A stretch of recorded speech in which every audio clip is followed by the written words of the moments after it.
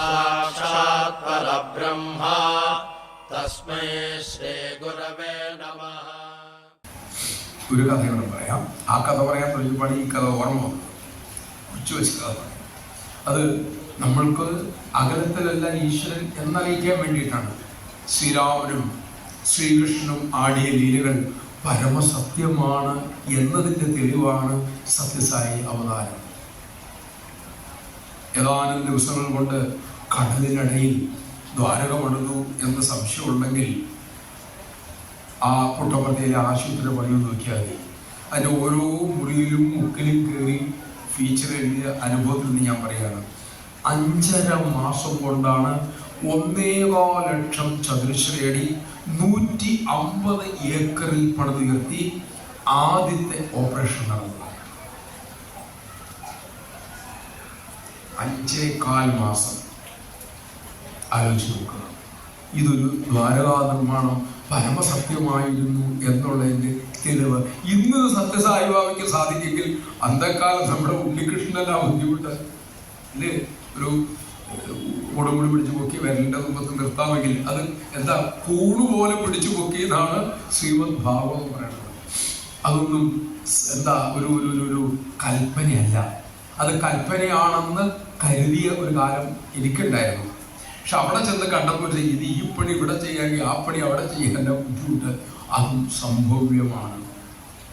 ജവാഹർലാൽ ഗ്രന്ഥത്തിൽ പറയില്ലേ, തൻ്റെ ശിഷ്യൻ്റെ ശിഷ്യനായ അദ്ദേഹത്തിൻ്റെ ഗുരുനാഥൻ മഹാവീർ ബാബയുടെ ഗുരുനാഥൻ ലാഹരി മഹാശയൻ്റെ ശിഷ്യൻ യുക്തേശ്വരഗിരിയുടെ ശിഷ്യൻ യോഗാനന്ദ പരമഹംസ.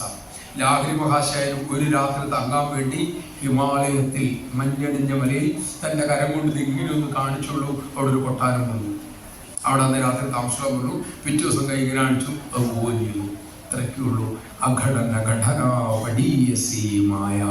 ശ്രീശങ്കരൻ മായാപഞ്ചകത്തിൽ പറയും, ഈ കടിപ്പിക്കാൻ പറ്റാതിനെ ഘടിപ്പിക്കാൻ ഈ മായയെ കൊണ്ട് മായാനാഥന് സാധിക്കും എന്ന് തിരിച്ചറിയുക. അപ്പം ഇതൊരു ഈ ദീൻ ദയാൽ ഉപ്പത അദ്ദേഹത്തിന് ഈ ലിവറിൻ്റെ ശ്വാസകോശത്തിലാണ് ക്യാൻസർ ഗ്രോത്ത്. ഇതും 70കളിൽ നടന്ന സംഭവമാണ്. അപ്പോൾ അദ്ദേഹത്തിന് ഡോക്ടർ വിധി എഴുതി ഏറിയാൽ 2-3 മാസം ഒരു സർജറി ഉണ്ട്. പക്ഷെ അത് വിജയിക്കുമെന്ന് ഉറപ്പ് പറയാനില്ല, എങ്കിലും ചെയ്യാവുന്നത് അതേ ഉള്ളൂ. അങ്ങനെ സർജറി നിശ്ചയിച്ചു. ആശുപത്രിയിൽ അഡ്മിറ്റ് ചെയ്യേണ്ട ദിവസമായി. ഒരു 3-4 ദിവസം കൂടി ഉള്ളൂ. അദ്ദേഹം അന്ന് രാത്രി ഒരു സ്വപ്നം കാണുകയാണ്. എന്താണ്? രാധേശ്യാമുമായി ബന്ധപ്പെടുക, സർജറി വേണ്ട. നമ്മളുടെയുള്ള ഉമ്മച്ചേച്ചിയുടെ അച്ഛനും ഒരിക്കൽ എന്നോട് പറഞ്ഞിട്ടുണ്ട് ഇതേ സംഭവം. അദ്ദേഹത്തിന് ഓപ്പറേഷൻ നിശ്ചയിച്ച് ആശുപത്രി കൊണ്ടുവിട്ടു. അന്ന് ഓപ്പറേഷൻ നിശ്ചയിച്ച ആഫീസ് കൊണ്ടുപോയിട്ടപ്പം രാത്രി വന്നിട്ട് 6 തൊട്ടക്കിട്ട് അടിച്ചു. ഓപ്പറേഷൻ കൊണ്ട് അങ്ങോട്ട് പോകാൻ പറഞ്ഞു. അദ്ദേഹത്തോട് പറഞ്ഞ കാര്യമാണ്. അദ്ദേഹം തോന്നിയത് അധ്യക്ഷൻ കിടന്നു. പിന്നെ ഒരൊറ്റ അടി വിടും, നിന്നോടല്ലേ വീട്ടിൽ പോകാൻ പറഞ്ഞു. പിന്നെ കിടന്നു. പിന്നീട് ശക്തമായ അടിയാണ് അടിച്ചത്. അത് നോവും ചെയ്തു. എഴുന്നേറ്റു. തുടയിൽ അടിയുണ്ട തിമിർത്ത പാടുണ്ട്. എഴുന്നേറ്റു. ആശുപത്രി പാതിരാത്രിയാണ്. അദ്ദേഹം മതിലിയാടിയാണ് വീട്ടിൽ വന്ന് വീട്ടിൽ വന്നതും കിടപ്പായി. സർജറി എങ്ങനെ രക്ഷപ്പെടുന്നു വിചാരിച്ചതാണ്. എഴുന്നേക്കാൻ മേൽ ആ ശ്വാസം വിടുന്നില്ല. മരണാവസ്ഥയിലേക്ക് പോകുന്ന ഘട്ടം.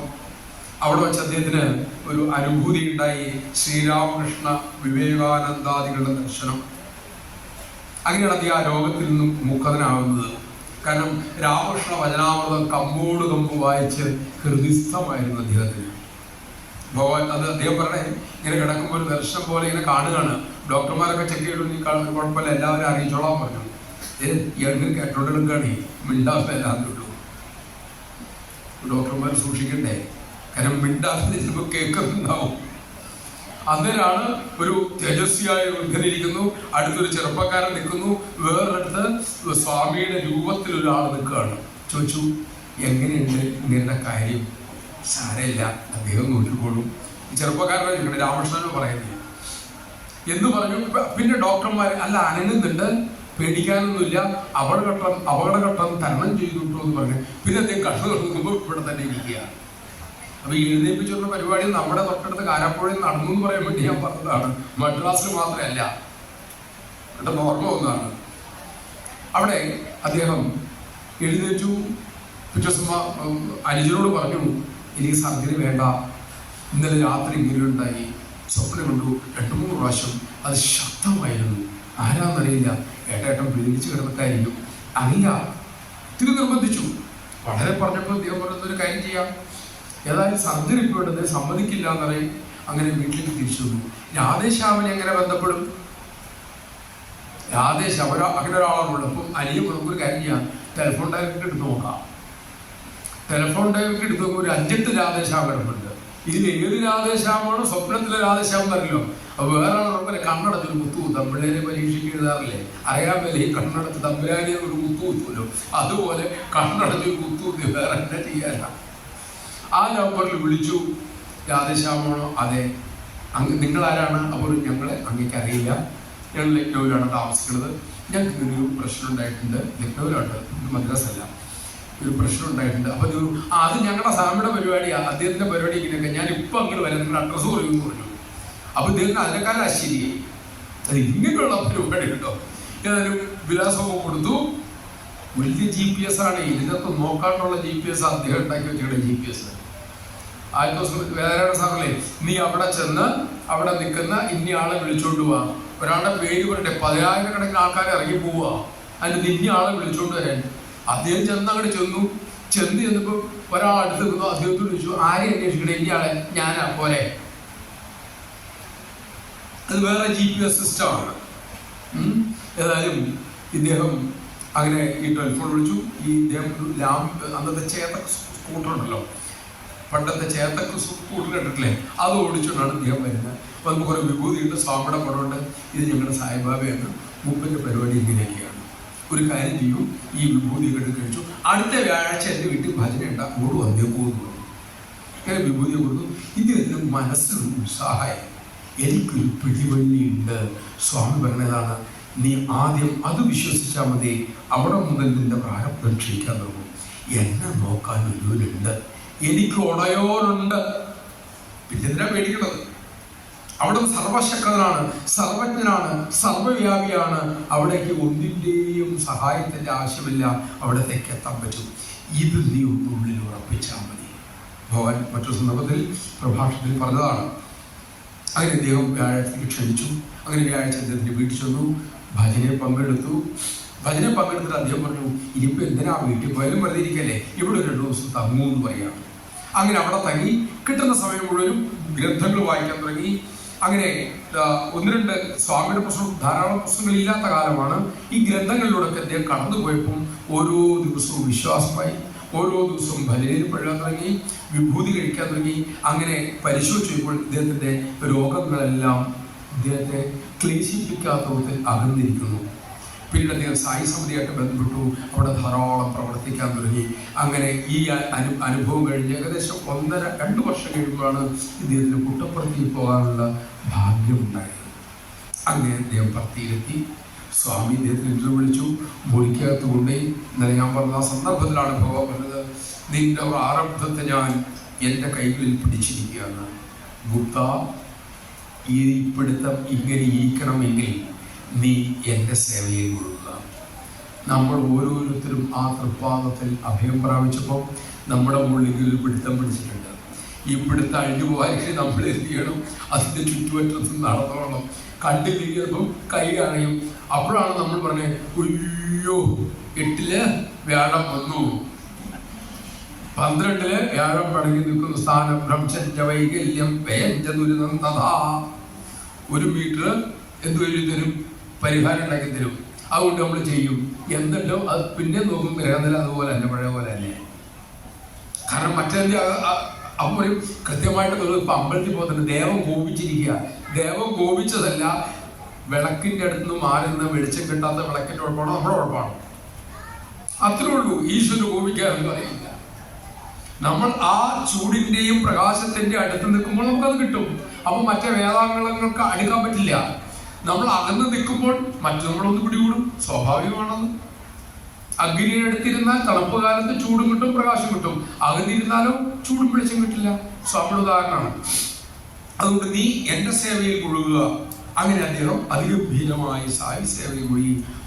വർഷങ്ങൾ കടന്നു. 3, 4, 5 വർഷം കഴിഞ്ഞു. പിന്നീട് ഇദ്ദേഹം ഭർത്തി ചെല്ലുന്നു. അന്ന് ഭഗവാൻ ഇന്റർവ്യൂ വിളിക്കുന്നു. അന്ന് സ്വാമി പറഞ്ഞൊരു വാക്കുണ്ട്, ദീൻദയാൽ ഗുപ്ത, നിന്റെ പ്രാരബ്ധം വീണ്ടും നിന്നെ തേടി വരികയാണ്. നിനക്ക് താമസിയാതെ കാഴ്ച നഷ്ടപ്പെടും. വേണമെങ്കിൽ ഞാനത് മാറ്റിത്തരാം. സ്വാമി, വേണ്ട സ്വാമി, വളരെ ക്ലേശകരമാണ്, നിനക്ക് നോവുണ്ടാവും. ഇല്ല സ്വാമി, ഞാൻ അനുഭവിച്ചോളാം. അപ്പൊ ഗൗരവത്തിൽ പറഞ്ഞു, എനിക്കത് മാറ്റിത്തരാനാകും, അടുത്ത ജന്മത്തിലേക്ക് ഞാൻ മാറ്റിത്തരാം. ബുദ്ധിമുട്ടും വേണ്ട സ്വാമി, കാരണം അടുത്ത ജന്മത്തിൽ എനിക്ക് ഭഗവത് ദർശനം ഉണ്ടാവുമെന്നോ ഈ ഓർമ്മ ഉണ്ടാവുമെന്നോ ഉറപ്പില്ല. ഇപ്പം എനിക്ക് ഉറപ്പുണ്ട്, എനിക്ക് ഹൃദയോരുണ്ട്. ഇത് ഓർത്ത് എനിക്ക് പിടിച്ചു നിൽക്കാൻ, എനിക്ക് സഹിക്കാൻ സാധിക്കും. ഒന്നും മിണ്ടില്ല. തൃക്കര ശിരസ് വെച്ചിട്ട് പറഞ്ഞു, നീ വിഷമിക്കണ്ട, ഞാൻ നിന്നെ കാത്തുകൊള്ളാം. ജന്മം മുഴുവനാണ് ഇനി ആ വിധി. ഞാൻ നിന്നെ കാത്തുകൊള്ളാം. നിന്റെ കണ്ണിന് സർജറി ആര് പറഞ്ഞാലും നീ ചെയ്യണ്ട. അങ്ങനെ തിരിച്ചധികം പോയി വീട്ടിലെത്തി. 2-3 ആഴ്ച കഴിയുമ്പോഴത്തേക്ക് കാഴ്ച പൊങ്ങാൻ തുടങ്ങി. 5-6 മാസം കൊണ്ട് കാഴ്ച പരിപൂർണമായിട്ട് പോയി. പിന്നീട് ദിവസം ഈ അന്ധത വെച്ചുകൊണ്ട് അദ്ദേഹം സമിതികളിൽ ചെല്ലും. പായൊക്കെ വിരിച്ചിടും. അതൊക്കെ പണ്ടത്തിൽ ശീലമുണ്ടല്ലോ. കണ്ണ് കാണാത്തവർക്ക് സ്ഥലമൊക്കെ തിരിച്ചറിയാൻ അവരുടേതായ ഒരു ശൈലിയുണ്ട്. അതെല്ലാം പറ്റാവുന്നെല്ലാം ചെയ്യും. ഭജനയും പങ്കുകൊള്ളും. അദ്ദേഹം കസേരയൊക്കെ പിടിച്ചിടും. ഇതൊക്കെയാണ് അദ്ദേഹം ചെയ്യാറ്. കൺവീനറായിരുന്നു. പിന്നീട് തിരിച്ചു. ഇതിങ്ങനെ കുറെ കാലം പോയി. ഇടത് കണ്ണിന് വേദന ആരംഭിച്ചു. പിന്നെ അതിലൂടെ ഈ ബ്ലാക്കായിട്ട് കറുത്ത നിറത്തിലുള്ള ദ്രാവകം യൂസ് ചെയ്യാൻ തുടങ്ങി. ഡോക്ടറെ കാണിച്ചു. ഡോക്ടർ പറഞ്ഞു, ആ കണ്ണെടുത്ത് കളയണം. ഇപ്പോൾ ഇതിന് സർജറി ചെയ്താൽ ഇതിന്റെ കാഴ്ച കിട്ടും, അല്ലെങ്കിൽ വലിയ അപകടം ഉണ്ടാവും എന്ന് പറഞ്ഞു. ഡോക്ടർമാർ പറഞ്ഞു, അവർക്ക് അവർ പഠിച്ച ശാസ്ത്രം വെച്ച് പറഞ്ഞു. വീട്ടുകാർ നിർബന്ധിക്കാൻ തുടങ്ങി. ഇതിനിടയ്ക്ക് ഇതിന് അസഹനീയമായ വേദനയുണ്ട്, ഭഗവാൻ സർജറി ചെയ്യരുതെന്നും പറഞ്ഞിട്ടുണ്ട്. വേദന അസഹനീയമായപ്പം അദ്ദേഹം പുട്ടപ്പുറത്തി ഒരു കത്തെഴുതി, സ്വാമി, എനിക്ക് വീട്ടുകാർ നിർബന്ധിക്കേണ്ട, വഴക്ക് പറയേണ്ട, ഞാൻ ഒന്നും കഴിക്കുന്നില്ല, വേദന ഇച്ചിരി കട്ടിയാണ്, അതൊന്നും കുറച്ച് തരണേ എന്ന് പറഞ്ഞു. സ്വാമിയോട് തന്നെ കുടുംബറാവോട് പറഞ്ഞു, അവന് ഇത് കൊടുക്കൂ, ടെലഗ്രാം അടിക്കാൻ പറഞ്ഞു. എന്താ ടെലഗ്രാം? ഇടത് കണ്ണല്ലേ പോയത്, വലത് കണ്ണ് ഓപ്പറേറ്റ് ചെയ്തോളൂ എന്ന് പറഞ്ഞുകൊണ്ട് ടെലഗ്രാം അടിക്കാൻ പറഞ്ഞു. അങ്ങനെ ഈ ടെലഗ്രാം വരുമ്പോൾ ദീൻദയാൽ ഗുപ്തയുടെ വീട്ടിൽ ആരുമില്ല. ഈ പോഷകാരം വന്നു, ഇത് കൊടുത്തു, അദ്ദേഹം എടുത്തു. നമ്മൾ അറിയാണ്ട് ശീലം വന്നിട്ട് നമ്മൾ ചെയ്തു. അപ്പൊ ഈ കാഴ്ചയില്ലാത്ത ഓർത്തില്ല, ഇത് പൊട്ടിച്ചു, വായിക്കുകയാണ്. പിന്നെ അദ്ദേഹം വായിക്കുന്നതാണ്. ഇടത് കണ്ണുകൊണ്ടാണ് വായിക്കുന്നത്. ഇടത് കണ്ണ് അവർക്ക് പറ്റാത്ത ഇടത് കണ്ണ് ഞാൻ ശരിയാക്കിയിട്ടുണ്ട്, വലുത് കണ്ണ് അവരോട് ശരിയാക്കി തരാൻ പറഞ്ഞേക്കാൻ സർജറിക്ക്. അങ്ങനെ ഇടത് കണ്ണും ശരിയാക്കി, ഇടത് കണ്ണും ഭഗവാൻ ശരിയാക്കി, വലുത് കണ്ണും ഡോക്ടറെ ശരിയാക്കി. അങ്ങനെ വീണ്ടും അദ്ദേഹം അവിടെ ചെല്ലുകയാണ്. പർത്തിയിൽ വെച്ച് ഭഗവാൻ അദ്ദേഹത്തിന്റെ കയ്യിൽ പിടിച്ച് വരാന്തയിൽ നിന്നോട് പറയുന്നൊരു വാക്കുണ്ട്, നോക്കൂ, എന്നെ അവനവന്റെ ഹൃദയത്തിലെ തടവുപുള്ളിയാക്കി. ഉത്തമമായ ഭക്തി കൊണ്ട്, ശരണാഗതി മൂലം ഒരു ജന്മം മുഴുവനും അനുഭവിക്കേണ്ട ആദ്യം അവൻ മാറ്റിയിരിക്കുന്നു. എന്റെ സ്വാമി ഒരു മോതിര സൃഷ്ടിച്ച് അതിന്റെ വിലയിട്ട് കൊടുത്തിട്ട് പറഞ്ഞു, ഇനി നിനക്ക് എന്നെ കാണണം തോന്നുമ്പോൾ ഞാൻ ഇതിലേക്ക് നോക്കിയാൽ മതി, നിനക്ക് ഞാൻ അവിടെ ദർശനം തരും, ഞാൻ എവിടെയാണോ ഉള്ളതെന്ന് നിനക്ക് മോതിരത്തിൽ നോക്കി അറിയുകയും ചെയ്യാം. ഈ കഥ പറയുമ്പോൾ അനിൽകുമാർ സാറ് പറയും, സ്വാമിയുടെ ചാരപ്പൊടി നടത്താൻ വേണ്ടി അദ്ദേഹത്തിന്. ഇപ്പൊ സ്വാമി എവിടെ നോക്കിയാൽ പറയാം, എവിടെ ഉള്ളതെന്ന് അറിയാൻ പറ്റുമല്ലോ. അതിനൊരു മോതിരം സൃഷ്ടിച്ചു കൊടുത്തു എന്ന സംഭവം